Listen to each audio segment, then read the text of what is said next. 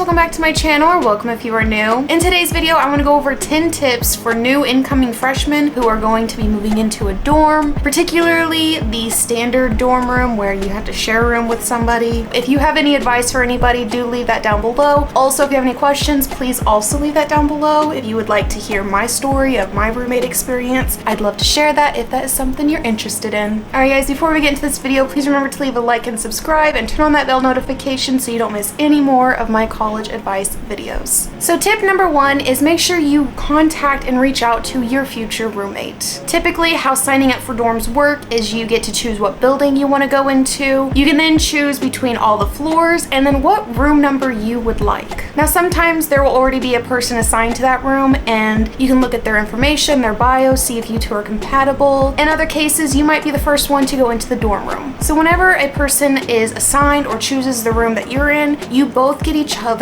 school email. Make sure you check each other's email. This kind of goes into tip number 2, which is split responsibilities for buying particular items for your dorm room. For example, microwaves are kind of a necessity in some cases, and you don't need to be buying 2 microwaves. It's just going to be taking up more space and energy, and it's not worth it. So what I would recommend you do is contact them, figure out, okay, so this microwave is $50. If you can give me 25, I'll put in 25, and then we're done. Or even the full price, and then have them buy something else. So the big day comes and now you're moving in and you get to meet your roommate face to face for the first time. Now this is new for a lot of people, so whenever you get everything moved in, your friends and family who came with you leave and it's just you and your roommate now, make sure you set boundaries. For example, if you go to bed by 10 o'clock, let your roommate know, hey, by 10 o'clock, I go to bed, so if we could have lights out, quiet time at 10, that would be great. Just be respectful about it, make sure that you talk and communicate because this will avoid conflicts later on. So tip number 4 is make sure you communicate what you're willing to share with your roommate.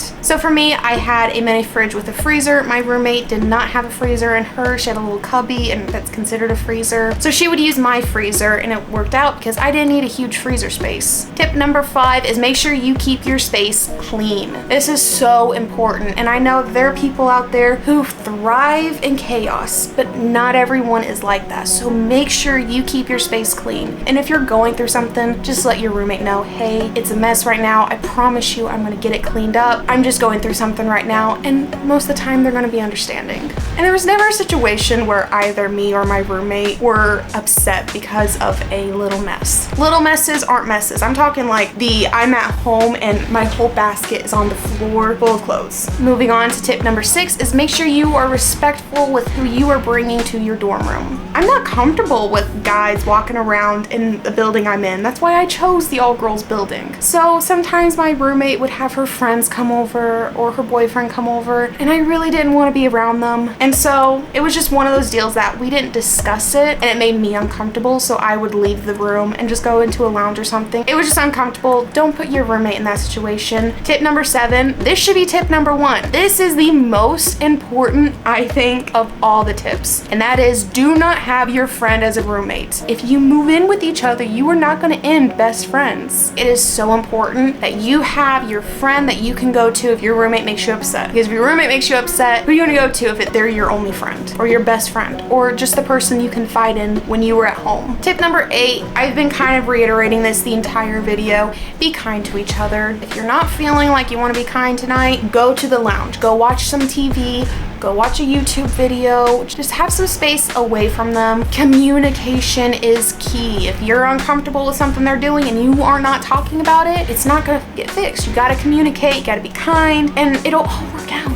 Tip number 9, and that is utilize study rooms and lounges and laundry rooms to just get space away from each other. Ultimately, you are living with these people and there's a honeymoon phase, I guess is what I would call it. And then there's days of, the first semester or something where you two are just not kind of getting along as well. Utilize those study rooms and lounges just to get away, watch some videos on your phone, on the TV, on your iPad, whatever you have. Just get away for a couple hours. You guys are going to be doing a lot together, so you don't necessarily have to do everything with each other. I think me and my roommate tried that, and pretty quickly we got tired of each other and we started going our different paths like during the day. Tip number 10, and I don't want people to get upset by me saying this, you're in a very small space. That is why why it is important to take care of your hygiene. Now, if your roommate is just bullying you and saying, oh my gosh, you stink all the time, and you practice hygiene, that's an issue for tip number 8. Just be kind, okay? Don't be bullying your roommate because she uses herbal essence and you use Redken. Honey, we don't care,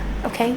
Don't be rude. Just because you don't like the shampoo she uses does not mean that you have to be rude about it. So there is a difference between practicing hygiene and just being outright rude to your roommate. Hopefully this can give you a list to just follow, especially in the beginning of your dorm experience, until you guys get an idea of how you both live, how you both act, how you both interact with each other, and the environment you're in. If you guys enjoyed this video, please remember to leave a like and subscribe. Also comment down below if you have any questions or advice to give anybody. I'll make sure to answer those, and I will see you guys in the next video. Bye.